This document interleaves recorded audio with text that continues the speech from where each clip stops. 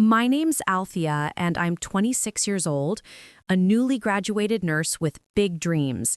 When my mom died 13 years ago, I moved in with my Aunt Sophie, who constantly reminded me I was a financial burden. The envelope I received after my college graduation wasn't a congratulatory card, but a detailed $50,000 invoice for raising me.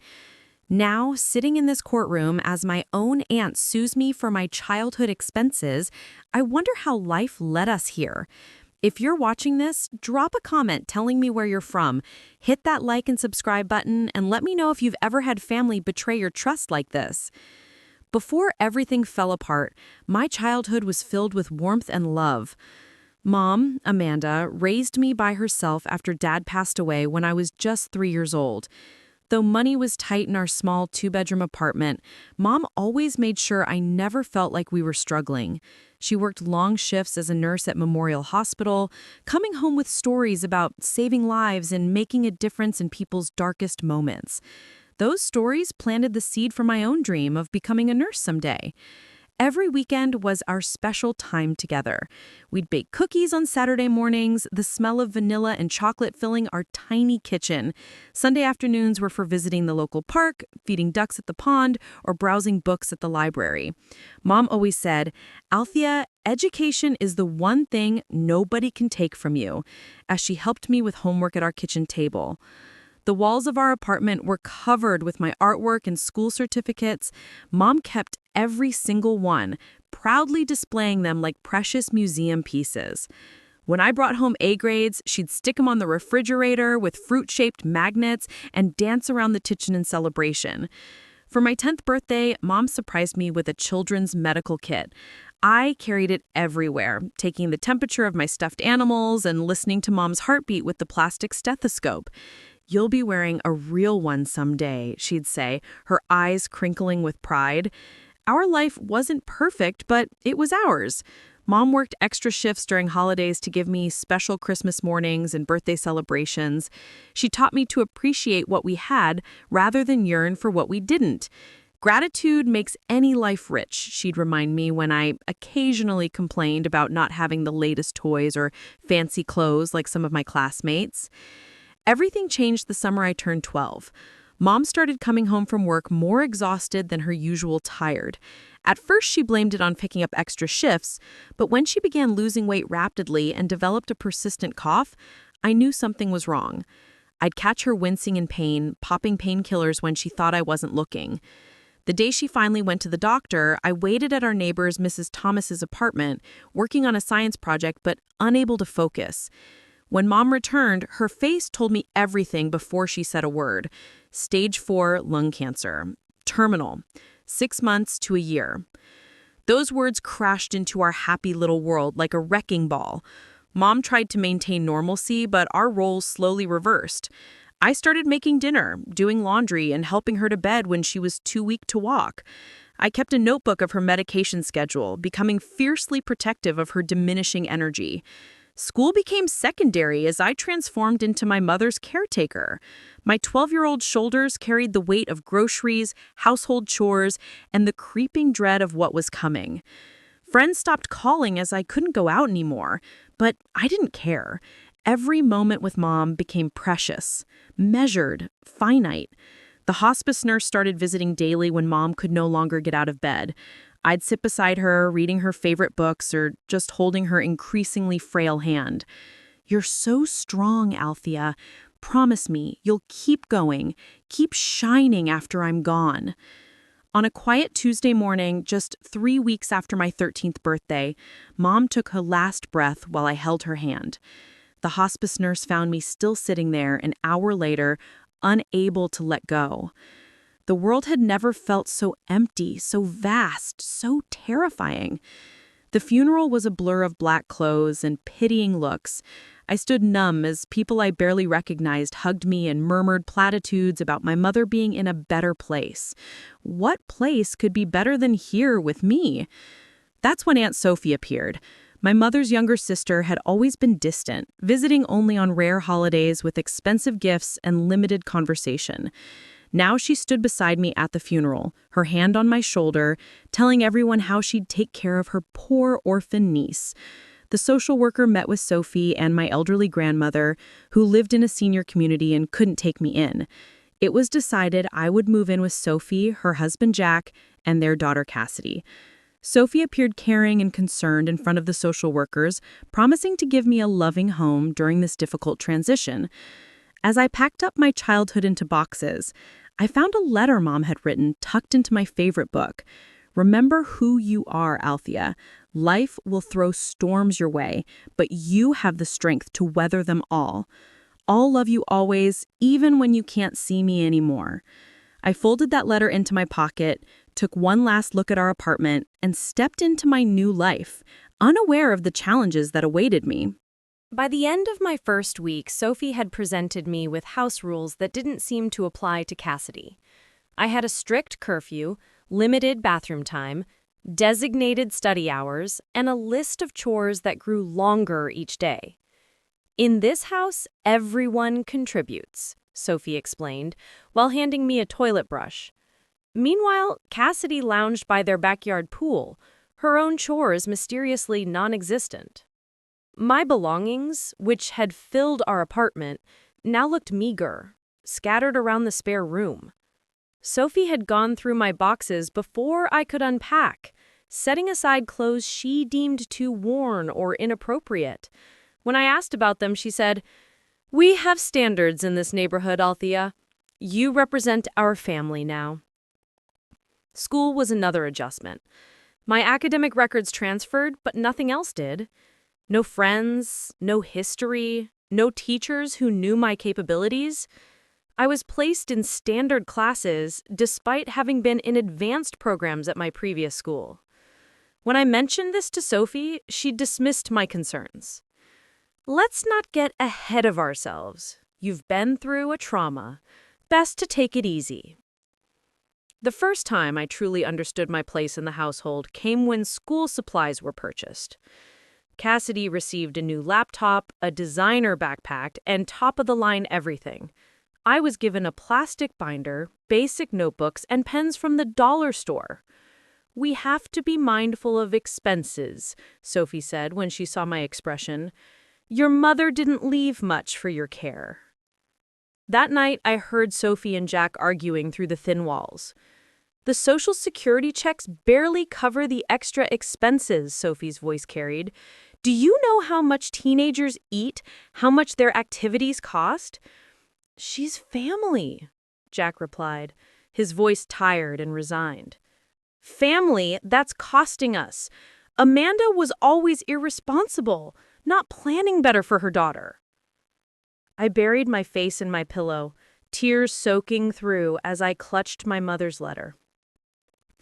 The money comments became a regular feature of life with Sophie. If I outgrew clothes, needed school supplies, or even if I ate what she deemed too much at dinner, I was reminded of the financial burden I represented. "Do you know how much braces cost?" she muttered when the dentist recommended them. "We left without scheduling the orthodontic work." "College applications are $70 each," she complained when I brought home information about universities with nursing programs. "Maybe community college would be more appropriate for your situation." The contrast between my treatment and Cassidy's grew more pronounced. Cassidy received a car for her 16th birthday. I was told I could get a job to save for my own transportation. Cassidy's room was redecorated seasonally. My bedspread had been the same faded blue since my arrival. Cassidy attended dance classes, lacrosse practice, and SAT prep courses. I was told such extras weren't in the budget for me. Uncle Jack witnessed it all with passive acceptance. Occasionally, he'd slip me $20 or offer to drive me somewhere when Sophie refused, but he never directly challenged my treatment of me. "Your aunt is under a lot of pressure," he'd say, as though that explained everything. Throughout it all, the memory of my mother's warmth became both comfort and torture. I'd close my eyes at night and try to remember the sound of her laugh, the feeling of her hand brushing hair from my face. Those memories sustained me through Sophie's coldness, through Cassidy's casual cruelty, through the growing awareness that I wasn't wanted in this house. I began spending more time at the school library, volunteering for any activity that kept me away from Sophie's critical gaze. I joined study groups, helped teachers after class, and discovered that academic success could be a form of escape. If I couldn't have love, I could at least have achievement. One evening, while cleaning the kitchen, as required by my chore list, I accidentally knocked over Sophie's purse. As I gathered the spilled contents, I found a letter from the Social Security Administration addressed to Sophie as my guardian. It referenced monthly survivor benefits being deposited for my care. The amount was substantial, far more than Sophie had implied she received. That night, I carefully replaced my mother's photo on my nightstand, the one Sophie had suggested I put away to help with the grieving process. I looked into my mother's smiling eyes and made a silent promise. I would endure, I would succeed, and someday I would escape. High school brought new challenges, but also unexpected opportunities. Despite Sophie's dismissal of my academic potential, I fought to be placed in honors classes and quickly proved I belonged there. My science teachers particularly noticed my aptitude, and by sophomore year, I had joined the Health Sciences Club, the first step toward my dream of following in my mother's footsteps. "Another club meeting?" Sophie would ask with thinly veiled irritation. "I suppose you'll need money for that, too." I never asked for money anymore. Instead, I secured a part-time job at Sweet Blossom's Bakery 3 afternoons a week and all day Saturday. The owner, Mrs. Garcia, became a bright spot in my life, slipping me extra pastries at closing time and adjusting my schedule during exam periods. My first paycheck felt like freedom in my hands, until Sophie cornered me in the kitchen. "Now that you're earning an income, you'll need to contribute to household expenses," she announced, hand extended. $300 monthly seems fair for room and board. The amount represented nearly half my earnings, but I handed it over without argument. Fighting Sophie only made things worse, as I'd learned through painful experience. Later that night, I overheard Sophie telling Uncle Jack how she was teaching Althea financial responsibility by collecting rent. Cassidy, now a senior and self-appointed queen of the school, made sure everyone knew I was her charity case cousin. She spread stories about my mother's death, embellishing details for maximum pity or mockery, depending on her audience. When boys showed interest in me, she warned them about my unstable family background and probable emotional issues. One rainy Tuesday during junior year, I stayed late to make up a chemistry lab. Walking to the bus stop, I realized I'd missed the last one. As I resigned myself to a 3-mile walk in the downpour, a car pulled alongside me. Mrs. Jackson, my AP biology teacher, rolled down her window. "Althea, get in before you drown." During the drive home, Mrs. Jackson asked questions about my interest in medicine, my study habits, my plans after high school. When she pulled up to Sophie's house, she hesitated before saying, "You know, you remind me of myself at your age. Determined, focused, despite obstacles." Something in her tone made me look up sharply. Mrs. Jackson smiled gently. "My door is always open if you need to talk about anything." 2 weeks later, after Sophie had confiscated half my paycheck for utilities I use excessively, I found myself in Mrs. Jackson's classroom during lunch. The words poured out of me, the financial manipulation, the emotional neglect, the Social Security letter I'd found. Mrs. Jackson listened without interruption, her expression growing increasingly troubled. "Have you considered that your aunt may be misusing funds meant for your care?" she finally asked. The thought had occurred to me, but hearing it from an adult gave it legitimacy. "What can I do? I'm a minor. She's my guardian." Mrs. Jackson's reply changed everything. "Start documenting. Keep records. And let's look into scholarship options that could get you out of there after graduation." With Mrs. Jackson's guidance, I began researching nursing scholarships obsessively. I joined every club that might strengthen my applications, volunteered at the local hospital on Sundays, and maintained perfect grades despite working nearly 20 hours weekly. One evening, while searching for a stapler in Uncle Jack's home office, I discovered a folder labeled with my name. Inside were years of Social Security statements showing monthly deposits of over $1,000 for my care. Nearly $60,000 had been paid to Sophie since my mother's death. Yet I wore secondhand clothes, lacked basic school supplies, and was made to feel guilty for every morsel of food I consumed. I photographed the documents with trembling hands, then carefully replaced everything exactly as I had found it. That night, I emailed the photos to Mrs. Jackson and to myself at my school email address, creating evidence I hoped I'd never need to use. Senior year arrived with university applications and the quiet determination to escape Sophie's house forever. Mrs. Jackson helped me apply for every scholarship available, editing my essays during lunch periods and after school. When acceptance letters began arriving, Sophie intercepted them, presenting each with comments about the burden of student loans and unrealistic expectations. The breakthrough came in April, a full-ride nursing scholarship to State University, including housing, meals, and a stipend for books. When the thick envelope arrived, I raced to check the mail before Sophie could, hiding the letter under my mattress until I could fully read its contents. That night, I called Mrs. Jackson with the news, my voice barely containing my excitement. I got it! I'm free! My high school graduation ceremony should have been a celebration. Instead, Sophie complained about the cost of my cap and gown, the waste of ordering announcements, and the impracticality of the nursing program I'd chosen. Cassidy, now home from her first year at an expensive private college, fully funded by her parents, rolled her eyes throughout Sophie's monologue. I scanned the audience during the ceremony, disappointed but not surprised, to find the section where Sophie and Jack should have been sitting empty. As I accepted my diploma, I heard a distinct cheer from the back. There stood Mrs. Jackson alongside Mrs. Garcia from the bakery, both clapping wildly. After the ceremony, Mrs. Jackson handed me a small gift bag. Inside was a professional stethoscope, just like my mother had used. The card read simply, "Your mother would be so proud of the woman you've become. I know I am." For the first time since my mother died, I felt seen, valued, and championed. Walking back to Sophie's house that day, diploma in hand and stethoscope in my bag, I knew I was just weeks away from a new beginning. The day I moved into my college dormitory felt like breathing fresh air after years underwater. State University was only 40 miles from Sophie's house, but it might as well have been another planet. My residence hall room was small, with institutional furniture and cinder block walls, yet it represented something priceless: independence. My roommate Jasmine arrived with her parents, who helped her unpack boxes and hang fairy lights around her side of the room. They offered to help with my things too, but my entire life fit into 2 suitcases and a backpack. Sophie had dropped me off at the campus entrance, not even bothering to park. "Text when you're settled," she'd said, already putting the car in drive. "And remember, your scholarship doesn't cover holiday breaks. We'll need to discuss compensation if you plan to stay with us during those times."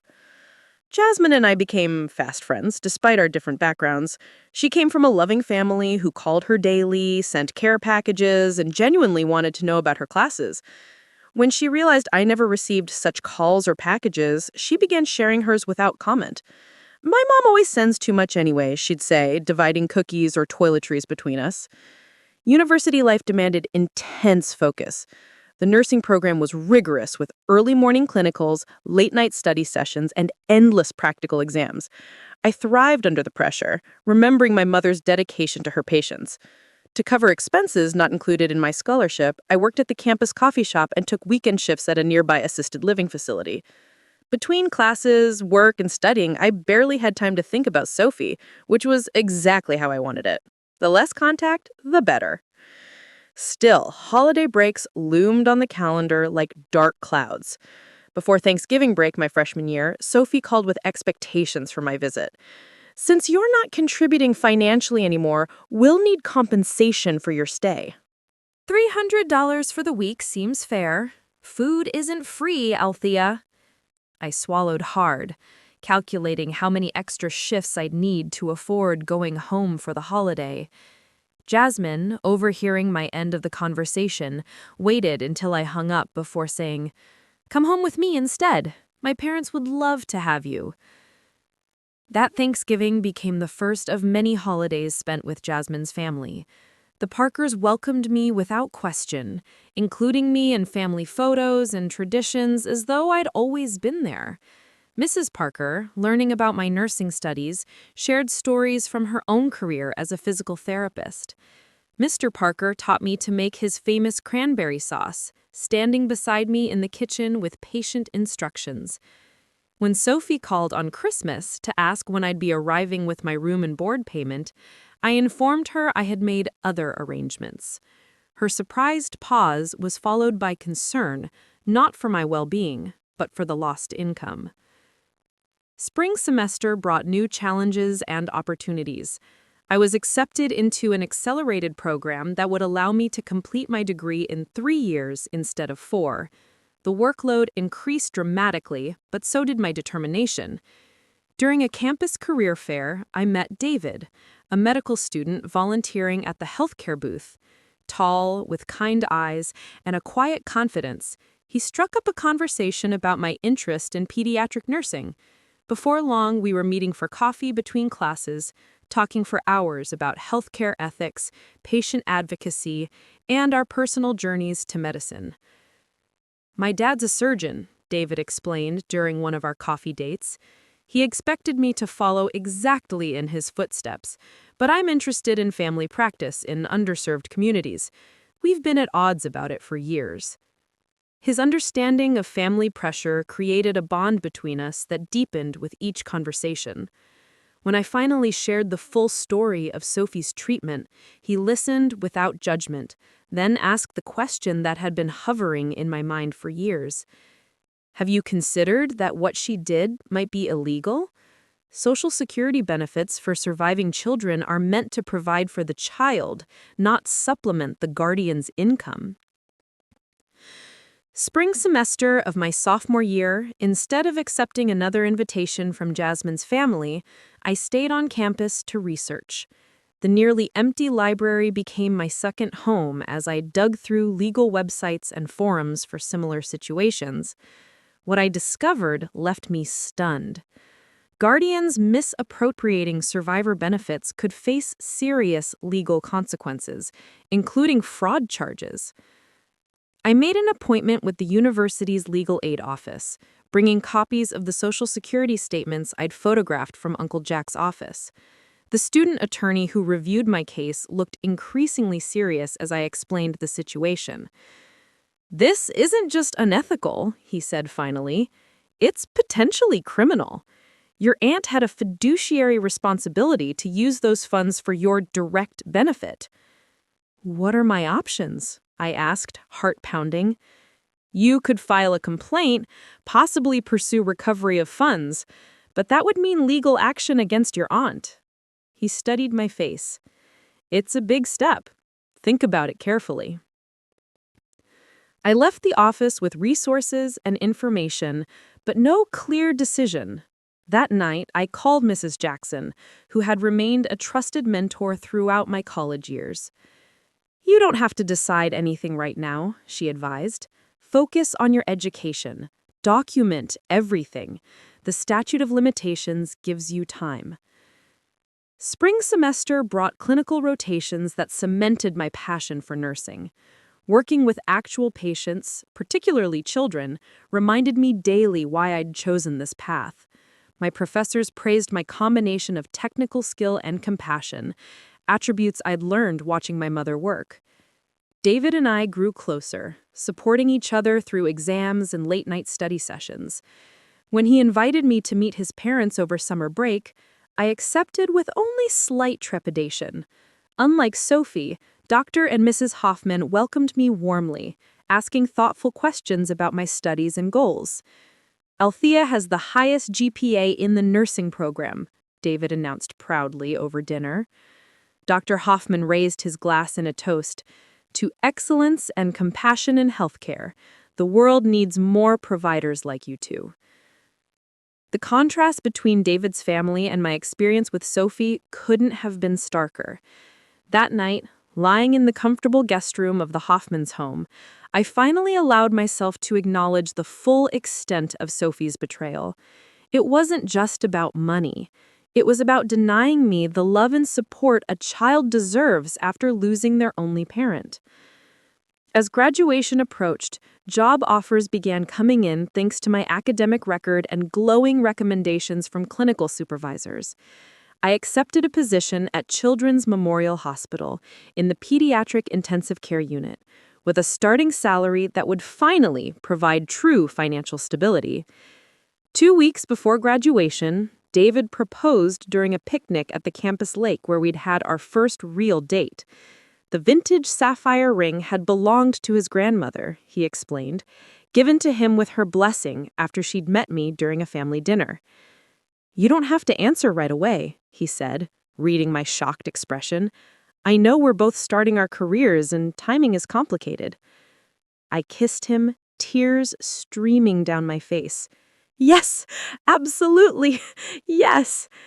Life was finally taking shape according to my own design, not Sophie's restrictions or limitations. As I prepared for graduation, for my new job, for a future with David, I believed the chapter with Sophie was closed. I was wrong.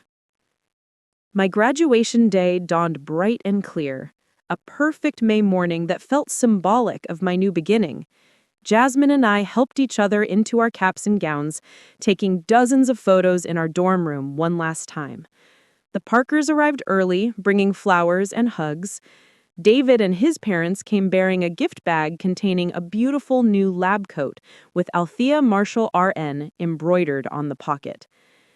As we gathered outside the auditorium, I spotted an unexpected trio approaching.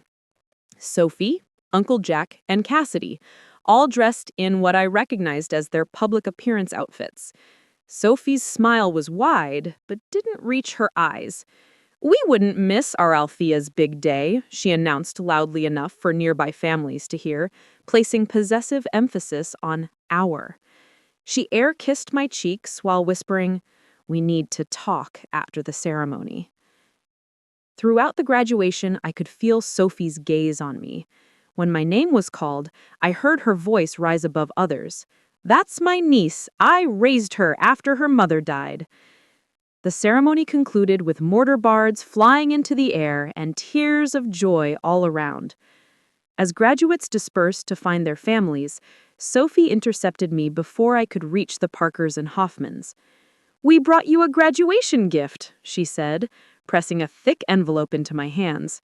"Open it now." Inside was not a card, but what appeared to be an invoice, meticulously itemized on Sophie's personal stationery. The heading read, "Expenses incurred in raising Althea Marshall 2012 to 2017. The list was extensive and detailed. Room and board, 60 months at $500 divided by month, $30,000. Clothing and personal items, $4,850. School supplies and activities, $3,275. Medical and dental expenses, $5,200. Transportation and miscellaneous, $66.75. The total at the bottom, circled in red pen, $50,000. "What is this?" I asked, my voice barely audible over the celebratory noise around us. "A reality check," Sophie replied, her smile never wavering for the benefit of onlookers. "Now that you're officially an adult with a career, it's time to repay what you owe. We made many sacrifices to provide for you after your mother's irresponsibility left you with nothing." Uncle Jack looked uncomfortable but remained silent. Cassidy smirked slightly. "I don't owe you anything," I said, trying to keep my voice steady. "The government sent you money every month specifically for my care." Sophie's smile tightened. "Barely enough to cover basics. This bill reflects additional expenses. We expect monthly payments, beginning with your first nursing paycheck." Before I could respond, David appeared at my side, sensing the tension. "Everything okay here?" I introduced him briefly, watching Sophie's expression shift as she noted his confident posture and the expensive watch that marked him as coming from money. "Just a family matter," Sophie said smoothly. "Althea understands her obligations." That evening, surrounded by the Parkers, the Hoffmans, and friends from the nursing program at a celebration dinner, I tried to push Sophie's invoice from my mind. David, sensing my distraction, squeezed my hand under the table. "Whatever it is, we'll figure it out together," he whispered. 3 days later, an official-looking letter arrived at my new apartment. A law firm representing Sophie Marshall was demanding payment of $50,000 for care and support provided to Althea Marshall during her minor years. It threatened legal action if a payment plan wasn't established within 30 days. Panic seized me. I called David, who immediately connected me with his father. Dr. Hoffman listened carefully to my situation, then recommended a lawyer friend who specialized in family law. "Don't respond to anything yet," he advised. "Let's get professional guidance first." Marcus Wright's law office was modest but neat, with diplomas from prestigious schools lining the walls. After reviewing Sophie's invoice and the legal letter, he leaned back in his chair with a puzzled expression. "This is unusual," he admitted. "Guardians typically don't sue former wards for basic care expenses, especially when they've received government benefits for that purpose." He studied me thoughtfully. "There's something more going on here. Tell me everything about your time with your aunt." For the next 2 hours, I detailed life with Sophie, the constant reminders of my cost, the different treatment compared to Cassidy, the discovery of Social Security statements, and Sophie's increasing demands for money once I began working. Marcus took extensive notes, occasionally asking clarifying questions. When I finished, he closed his notebook decisively. "I'll take your case, and I don't think you'll owe your aunt a dime when we're done." The next weeks were a flurry of legal preparation. Marcus filed a counterclaim denying Sophie's right to reimbursement. He also submitted requests for financial records related to my mother's estate and any benefits received on my behalf. During this process, we uncovered surprising information. My mother had maintained a modest life insurance policy naming me as the beneficiary. The funds should have been placed in trust for my benefit. Additionally, there was a small inheritance from my maternal grandparents that I'd never been informed about. "Where did this money go?" I asked Marcus during a meeting at his office. "That's exactly what we need to find out," he replied, typing another note. "Your aunt had legal obligations as your guardian to manage these assets in your best interest." 2 months after Sophie's initial demand, we received notice of a court date. The lawsuit was moving forward, with Sophie seeking the full $50,000 plus legal fees. Marcus seemed oddly pleased by this development. "Now we'll have discovery," he explained, "the legal power to demand financial records she might otherwise withhold." Through formal discovery requests, Marcus obtained bank statements, tax returns, and benefit records from Sophie's accounts during my time in her home. What they revealed was shocking. Not only had Sophie received monthly Social Security survivor benefits of over $1,000, but she had also collected the life insurance payout and inheritance money. "The total amount that should have been used for your care or held in trust is nearly $190,000, Marcus said grimly, reviewing the financial analysis. "She spent it all, and now she's suing you for more?" "How is that possible?" I asked, staring at the figures. "How could she legally take all that money?" "She couldn't. That's the point." Marcus began organizing documents into a trial folder. "Your aunt didn't just fail to provide adequately for you using funds specifically designated for that purpose. She potentially committed fraud." As our court date approached, I struggled to balance preparation for the case with starting my new job at Children's Memorial. David provided unwavering support, accompanying me to meetings with Marcus and helping research similar cases. The night before the trial, I couldn't sleep. Memories of my mother flooded back. Her gentle hands checking my temperature when I was sick, her proud smile at school events, her whispered encouragements when tasks seemed too difficult. What would she think of all this? In the darkness of my bedroom, I whispered to her memory, "I'm trying to be strong, Mom. I hope you'd be proud of who I've become despite everything." The next morning, I dressed carefully in a conservative navy dress and low heels. my mother's small pearl earrings my only jewelry. David drove me to the courthouse, where Marcus waited on the steps with a confident smile. "Ready?" he asked. Taking a deep breath, I nodded. Ready. The county courthouse was an imposing brick building with marble columns and high ceilings that amplified every footstep. David and Jasmine flanked me as we walked through security, their silent strength provided. Marcus led us to a polished wooden bench outside courtroom C, where we waited for our case to be called.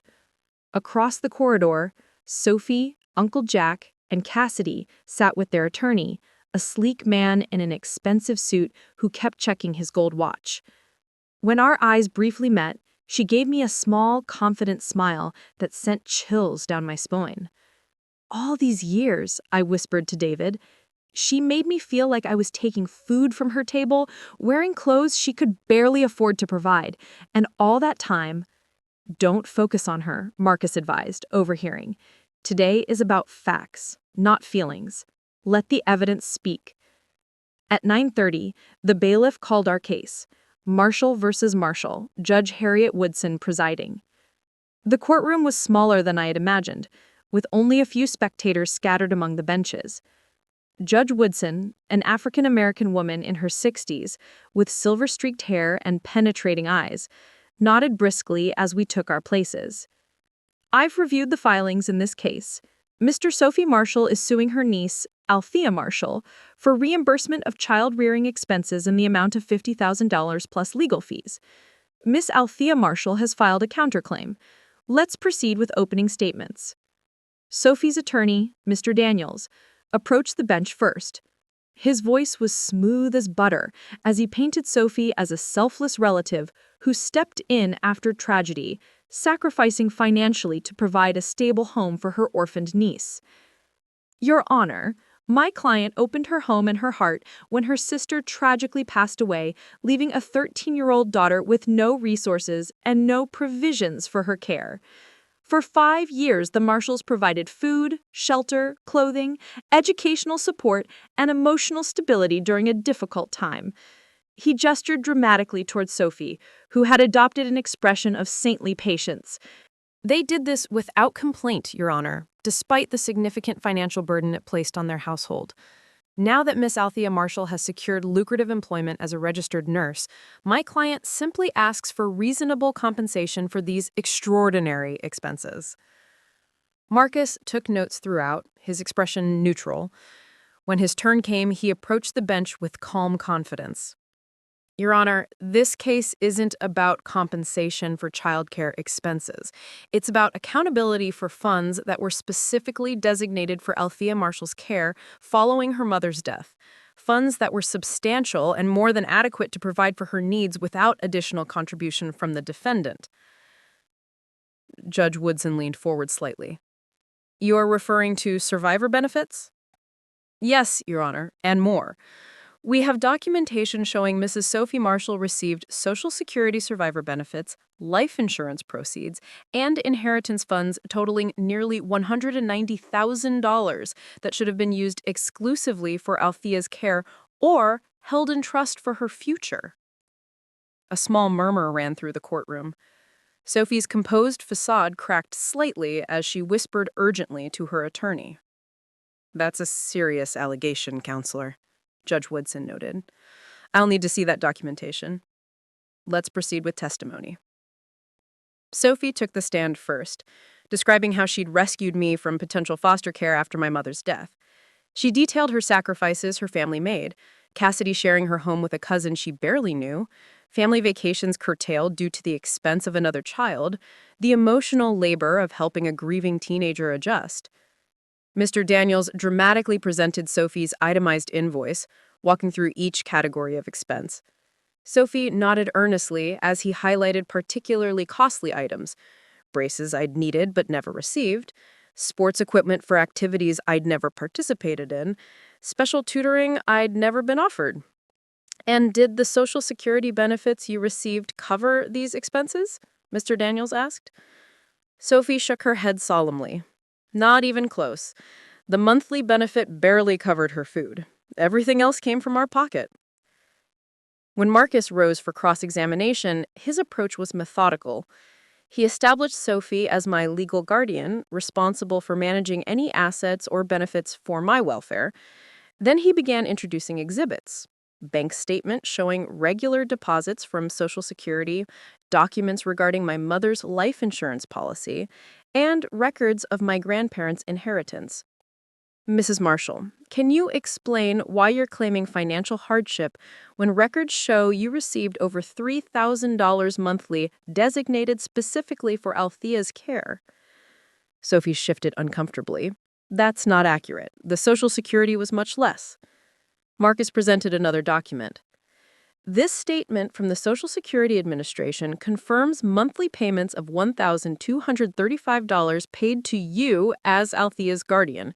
Additionally, you received a lump sum life insurance payment of $65,000 and inheritance funds of $15,000, both legally required to be used for Althea's benefit. Where did these funds go? Sophie's composure crumbled further. There were many expenses. Household costs increased substantially. We had to move to a larger home to accommodate her.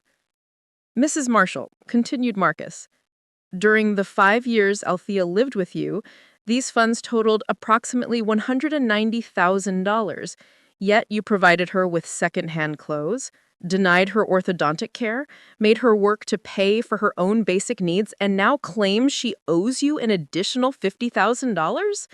Can you explain this discrepancy? Sophie's attorney objected repeatedly, but Judge Woodson allowed most of Marcus's questions, her expression growing increasingly concerned as Sophie's answers became more evasive.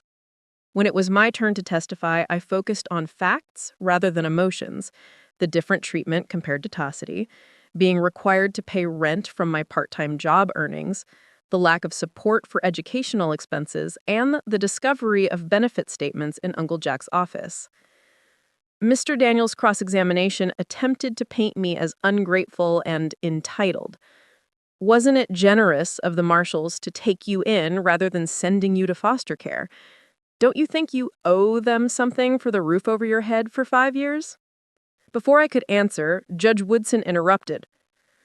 Counsel, the question of whether a minor child owes a legal guardian for basic necessities is inappropriate. The guardian voluntarily accepted legal responsibility along with the benefits provided for the child's care. The judge called a brief recess after testimony concluded. When court resumed, she had reviewed all the financial documentation provided by both sides. I've seen enough, Judge Woodson announced, removing her reading glasses. Mrs. Marshall, would you please approach the bench? Sophie rose shakily. Her earlier confidence evaporated. Mrs. Marshall, as Althea's legal guardian, you had a fiduciary duty to use all funds designated for her care, either to provide for her immediate needs or to preserve them for her future. The evidence presented today suggests you did neither. The judge shuffled through the documents before continuing, her voice stern. You received approximately $190,000 meant for Althea's benefit. Based on your own testimony and the evidence presented, it appears these funds were commingled with your personal accounts and used primarily for your family's expenses, not Althea's. Sophie attempted to interrupt, but Judge Woodson held up her hand. I'm not finished. Not only did you apparently misappropriate these funds, but you've now had the audacity to sue your niece for additional money, claiming expenses that should have been more than covered by the benefits you received. She turned to address the entire courtroom, her voice ringing with authority. I am dismissing Mrs. Marshall's claim with prejudice. Furthermore, I am referring this case to the district attorney's office for investigation into potential misuse of Social Security benefits and breach of fiduciary duty. The courtroom erupted in murmurs. David squeezed my hand so tightly, it almost hurt. Jasmine wiped tears from her eyes. Judge Woodson continued. Miss Althea Marshall, you have the right to pursue civil recovery of misappropriated funds if you wish. My clerk will provide information on that process should you decide to proceed. With a final bang of her gavel, it was over. Sophie stood frozen by the bench, her face ashen. Uncle Jack stared at the floor while Cassidy frantically texted on her phone. As we exited the courtroom, Marcus smiled broadly. Congratulations, that couldn't have gone better. What happens now? I asked, still processing the judge's words. That's up to you. You could pursue recovery of the funds, but that would mean another legal battle, or you can consider this closed and move forward with your life. David put his arm around my shoulders. Whatever you decide, you're not alone. Looking back at Sophie being consoled by her attorney, I felt no triumph, only a profound sadness for what might have been family support. I'd been denied the love that should have followed my mother's death, but I also felt something else, freedom from the guilt and obligation Sophie had burdened me with for years. Outside the courthouse, standing in the bright sunlight, I made my decision. I don't want their money. I just want to close this chapter and start my own life. Marcus nodded understandingly. Sometimes the victory that matters most isn't financial. It's the truth being recognized. As we walked down the courthouse steps, I noticed a familiar figure waiting near the bottom. Mrs. Jackson, my high school biology teacher and mentor, had come to support me. Her presence was the final validation I needed, a reminder that true family isn't always defined by blood. The days following the trial brought a strange mixture of emotions: relief, vindication, lingering sadness, and a new sense of freedom. David drove me home from the courthouse in thoughtful silence, occasionally squeezing my hand when words seemed inadequate. Jasmine and the Parkers had organized a small gathering at my apartment, their way of showing support without explicitly celebrating what had, at its core, been a family tragedy. As friends shared food and quiet conversation, I slipped onto my small balcony for a moment alone. The setting sun cast long shadows across the city, a visual reminder that one chapter was ending while another began. My phone buzzed with a text from Sophie. "This isn't over. Family doesn't treat family this way." I stared at the message, recognizing the bitter irony in her words.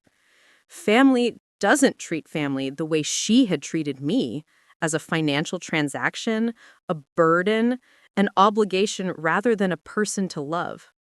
For the first time, I deleted her message without feeling guilt or obligation to respond. David joined me on the balcony, wrapping his jacket around my shoulders against the evening chill. "Are you okay?" "I think I will be.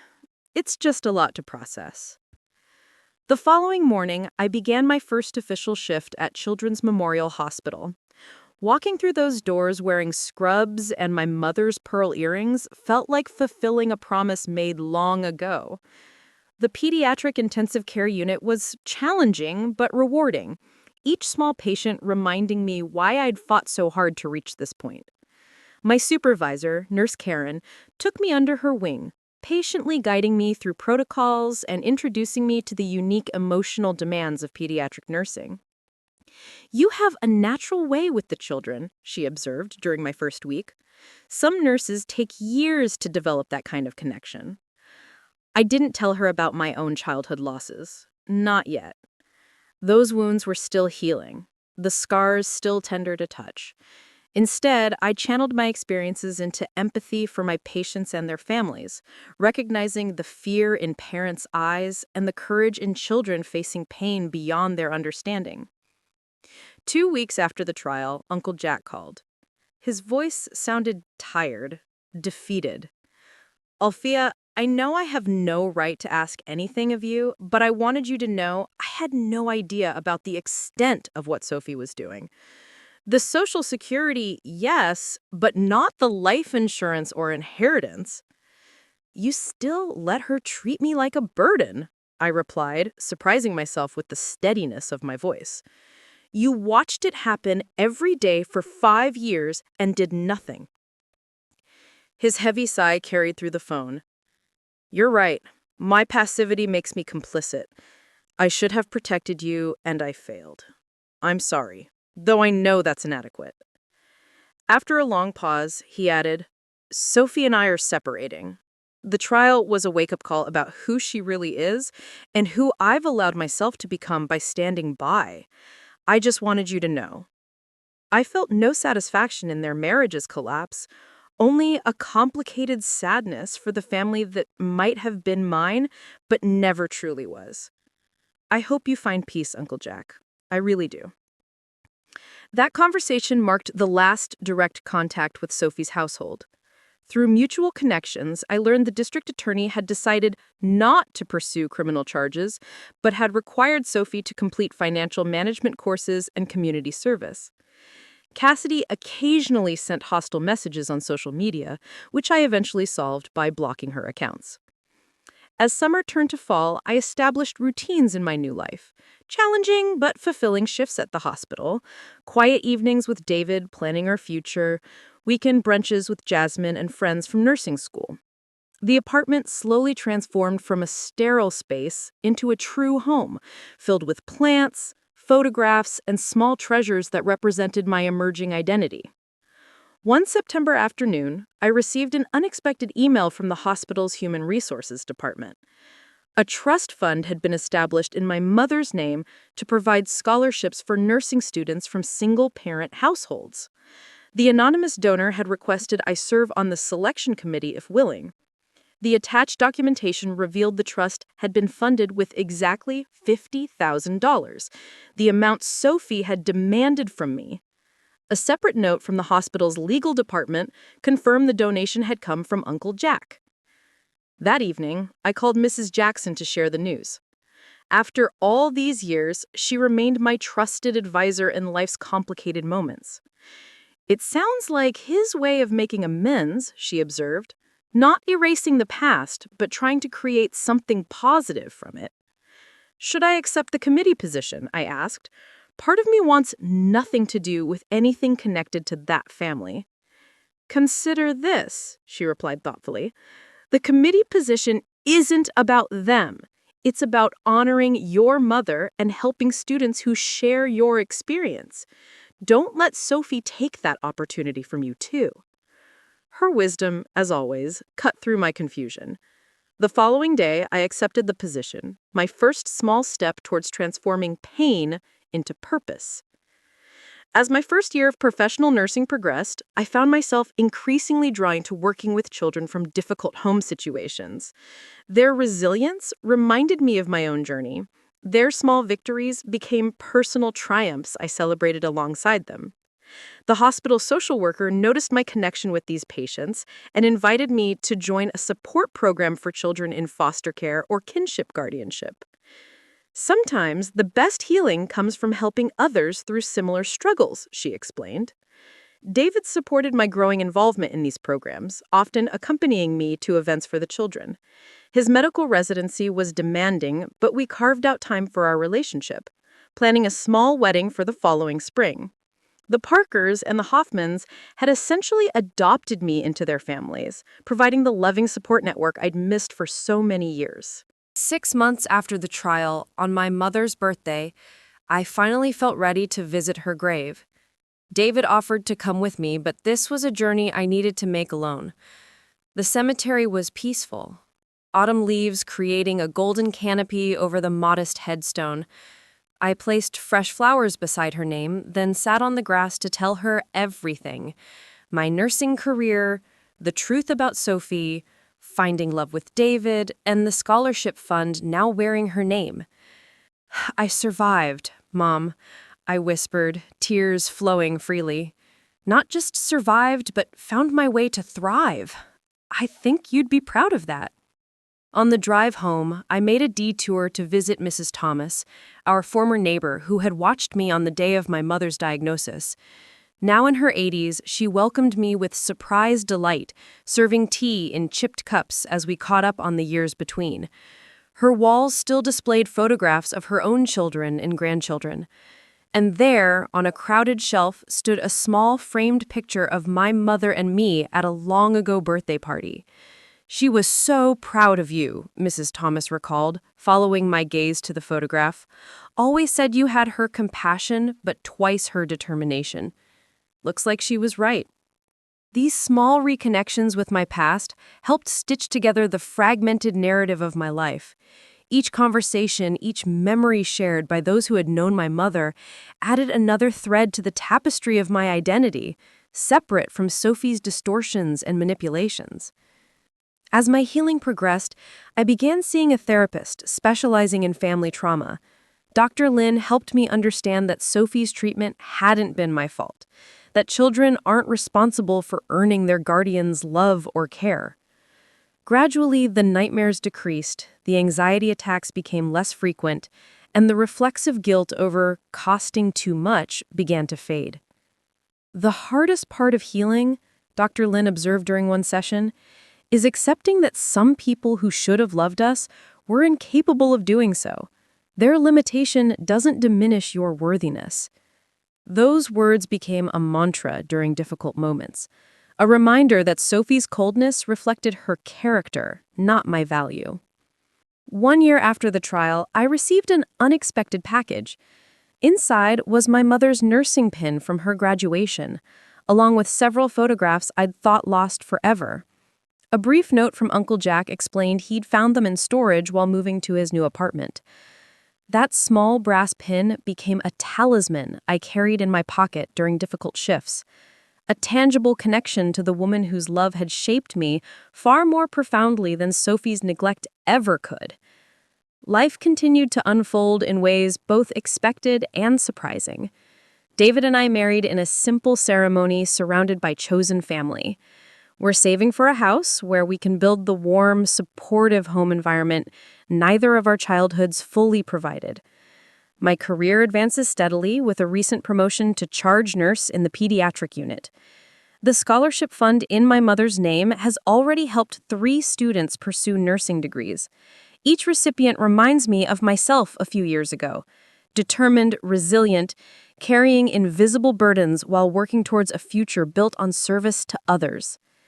Looking back at the journey from that terrified 13-year-old girl clutching her mother's letter to the woman I am today, I recognize the profound truth that has emerged from all the pain. Family isn't defined by blood or legal documents. It's created through love, respect, and mutual support. Qualities Sophie never understood, but that I found in abundance with the people who've chosen to walk alongside me. The judge's words in that courtroom did more than dismiss Sophie's lawsuit. They validated my worth and my right to be treated with dignity. But the real victory wasn't legal. It was learning that, despite everything, I remained capable of trust, love, and connection. Sophie took my childhood, but she couldn't take my future or my capacity for joy. If you're watching this and struggling with family who treats you as a burden rather than a blessing, please know your worth isn't determined by their limitations. True family sees your value without calculating your cost. Sometimes we have to create that family for ourselves, building connections based on mutual respect rather than obligation. Have you ever had to redefine family in your own life? Share your story in the comments below. And if this resonated with you, please subscribe and hit that like button so others in similar situations might find some comfort here too. Thank you for listening to my journey, from surviving to thriving, from being someone's burden to becoming my own person. Remember, your story isn't finished yet, and the most beautiful chapters may still be unwritten.